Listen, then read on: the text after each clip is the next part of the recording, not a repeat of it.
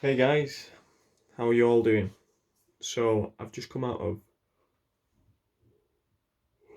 excuse me, I've just come out of a 30-minute meditation, and it's one of the first times I've done it without any music in the background, no earphones, just even on the chair, just 30 minutes with my eyes closed and asking questions. I was asking, am I still doing things that matter to me and things that make my life worth living? Because through meditation, we can find good answers to the questions we've always been asking. And I noticed that I've not obviously been going enough into the wild, doing enough adventures like I used to. Before, I used to be a lot more spontaneous and living life to the fullest, I felt.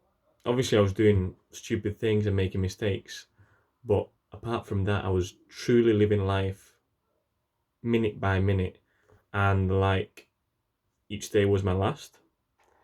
And I think this is an important thing we should take into account. Living like each day is our last doesn't necessarily mean that, we're doing crazy things, stupid things. It means that we know life is fragile and our life is not, especially in this body, in this current time, it's not limitless. So every action, every word, everything matters. Everything does really matter what we do. And at the same time, it doesn't matter at all, because there's two ends of the argument. One side, we're a little speck of nothing in the whole cosmos, right? In the whole existence. Even if you don't believe in spiritual life, in the whole large view of everything, we're nothing. So one action, me dropping this, doesn't really make a difference, but it does because it matters to yourself. It will make a difference in the surrounding outer world of yourself, your immediate outer world, and you will ripple into other people's lives. So it does mean a lot and it does make changes, but at the same time, it doesn't, if that makes sense. If you see it from the viewpoint that you can change yourself and therefore impact others, and that you can help and you can make a difference, that's a good one. But if you think that you're the center of the universe and that, you're entitled to everything, life owes you this, and you're the richest man on earth, then that is where the negative aspect of seeing that it does matter comes into it. So basically, like I was saying, I was meditating for 30 minutes. After reading this book, I've nearly finished it now. And honestly, the monk who sold his Ferrari, it's my best friend that sent me this. And it is an amazing book. If you guys can buy it, by Robin Sharma. It's only £13 new, but you can get them second hand probably by £5. Get the Audible version. Gives you some tips and techniques to mind control, improving your health, improving everything. Basically, it's a short book, and most of the tips and techniques are very straightforward and common sense, but we don't implement them nowadays, Like, it's been 2 days since I've done silent meditation straight out of the bed, and also not gone on my phone for the first hour. And already in 2 days, I'm starting to feel the difference. He was talking about willpower, and I think willpower is a thing that we don't practice enough. We don't want to reinforce it enough. We're thinking that, oh, let's just go with our impulses. If we feel hungry, let's eat. It is now nearly 1. I've still not eaten anything, because it's not when your senses tell you to do something, it's when you truly need and want to do something, right? The Bhagavad Gita says that we should be master of the senses. We should be Goswamis. That's one of the effects of chanting the Mahamantra, of focusing our attention on our Atma, on our soul, and also on Krishna himself. the divine supreme energy. So it states that a master of the senses is truly free. So basically, if you control your senses and you're in control, you're disciplined, then you're truly free. And for some people are thinking, oh, waking up at 5 a.m., doing this meditation, doing things in a routinely order, reflections, a lot of reading the Vedas, chanting for 2 hours, having cold showers, pushing your body to breaking points if you're physically training. How's that freedom? It's freedom because you dictate what you will do. Even though our paths are lined up for us, so we have our route and direction we should follow, which is back to where we belong. And also on earth, we've got a series of things that we should be doing to get to where we need to be in it. Essentially, where we need to be is at the topmost self, at the highest point of our higher self. We need to be spiritually awoken to understand everything properly. And all these things that I'm saying may seem like a load of waffle, but if you think about it properly, let's say you're having an argument. The best thing in that argument would be to be able to step out of yourself, step out of the situation, and then analyze it.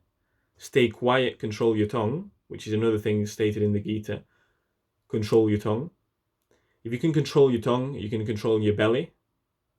You can control what comes into your life, because there's a lot of off points here, and I've not been maybe angling this correctly, but through the senses and through controlling it, we will attract the right things as well.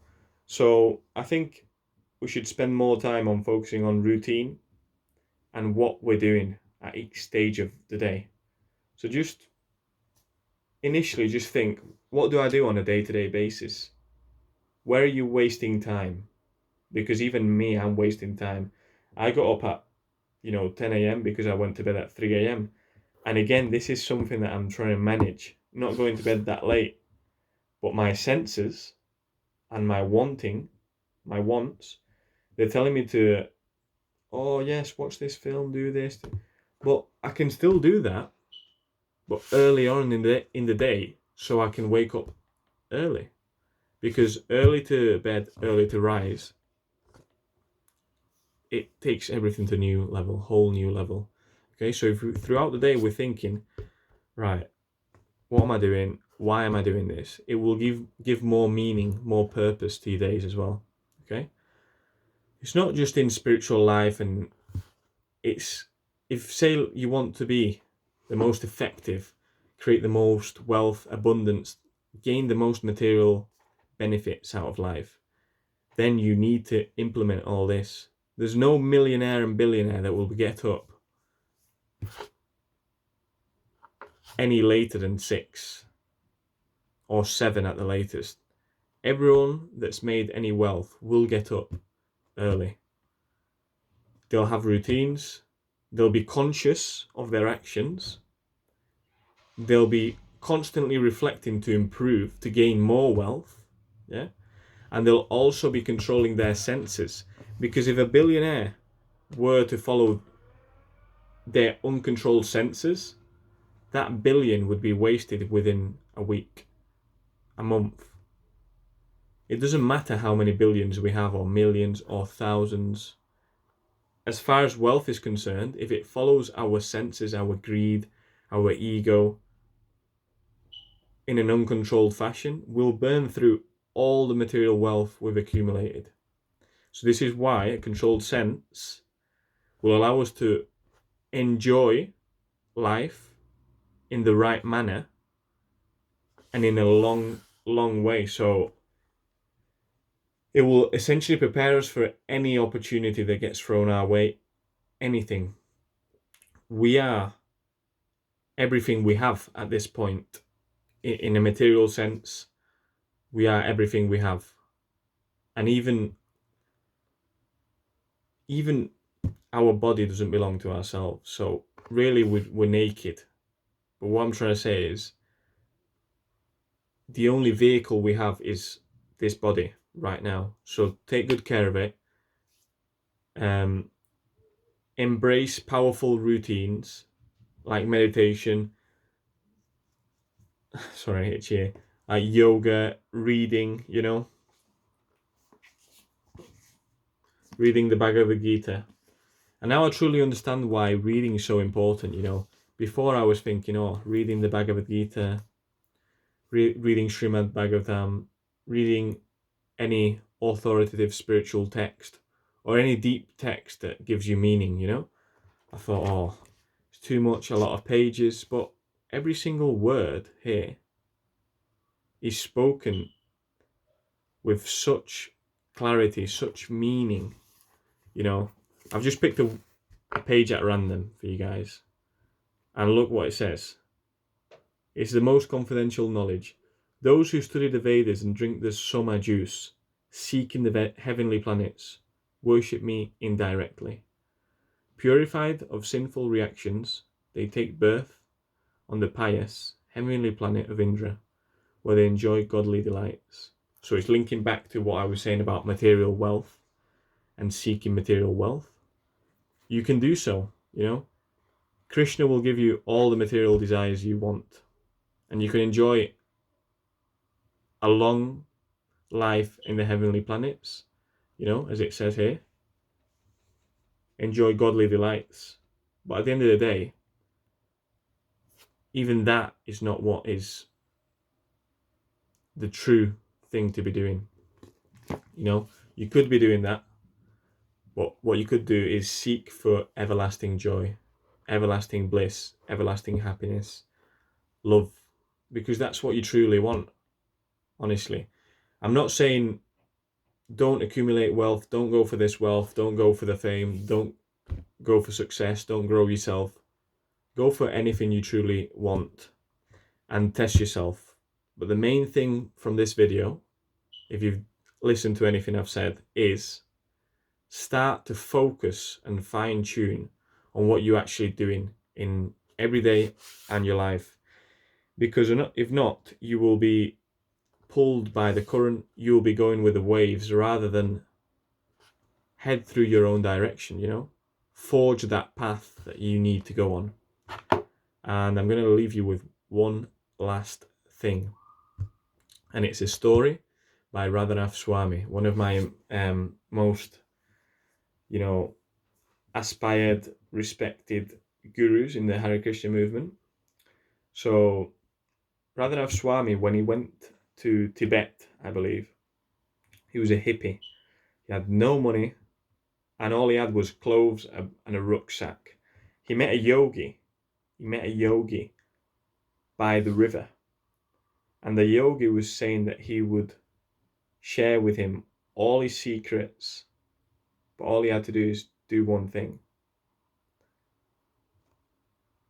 And Radhanath Swami said, yes, go on, for sure. What's that one thing? So the yogi said, take off your shirt. He took it off. Take off your jacket. Radhanath Swami took it off. Take off your t-shirt. Took it off. Take your backpack off. Oh, sorry, he was saying throw it all in the Ganges water. And at this stage, it's freezing. I think it was winter in Nepal, and he's really cold. He's thinking, hang on, that's they're my only clothes. I'm throwing them in the river. And he carries on. He says, take off your pants, take off your socks, take off your shoes, and he can't until he gets to his underwear. And Radhanath Swami is thinking, he's not gonna, allow me to be naked. And then he says, take off your underpants. So he's there, stark naked in the freezing Ganges water side. And then that's when the yogi says, when you give up everything, that's when you truly have everything. So it might not have been said that way, and the story might not have been explained properly by me, but what the meaning of the story was is that if you truly are unattached to the fruits of your labor, the things you have, and pretty much everything, then you're a master. You know, like Jay Shetty keeps saying, detachment is not that you don't own anything, it is that nothing owns you. That's true detachment, because you can be living in a mansion, you can be living like a king, but still be detached from all that. So if everything were to get taken away, you'd still be fine.